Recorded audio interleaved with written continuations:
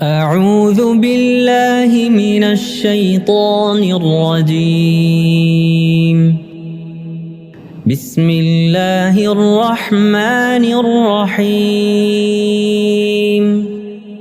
عما يتساءلون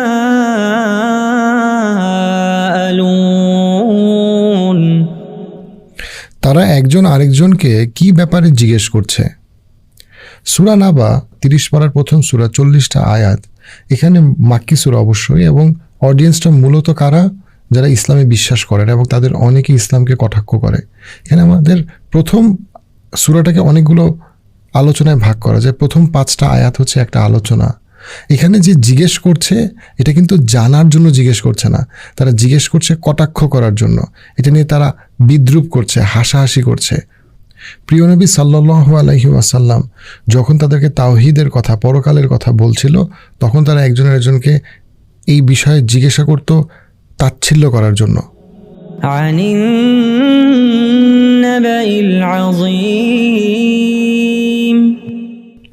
সেই মহাসংবাদের বিষয়ে। এখানে নাবা মানে হচ্ছে ব্রেকিং নিউজ, বিরাট, এটা সাধারণ খবর না। নাবা মানে হচ্ছে বিরাট বড় একটা ব্যাপার। কাতাদাহ বলেন ওনার তাফসিরে যে এখানে মহাসংবাদ বলতে কিয়ামতের দিনকে বোঝানো হয়েছে। الذي هم فيه مختلفون, যে বিষয়ে তাদের নিজেদের মতপার্থক্য আছে। এখানে কিয়ামতের দিনের ব্যাপারে, পরকালের ব্যাপারে তাদের বিভিন্ন রকম ধারণা আগে থেকেই ছিল, মতভেদ ছিল। কেউ এটাকে তুচ্ছ করত, কেউ এটাতে বিশ্বাস করতো না, কেউ একটা বানানো গল্পে বিশ্বাস করত।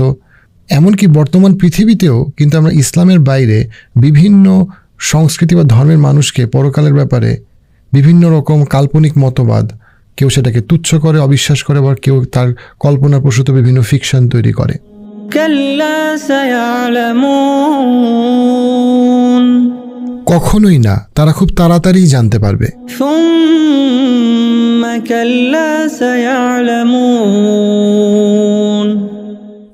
অবশ্যই কখনোই না, তারা খুব তাড়াতাড়ি জানতে পারবে। এখানে কাল্লা মানে হচ্ছে স্টপ। এই যে তোমরা ফালতু জল্পনা কল্পনা করছো, তোমরা খুব তাড়াতাড়ি সত্যিটা জানতে পারবা এবং সেটার পরিণতিটা তোমরা দেখতে পারবা।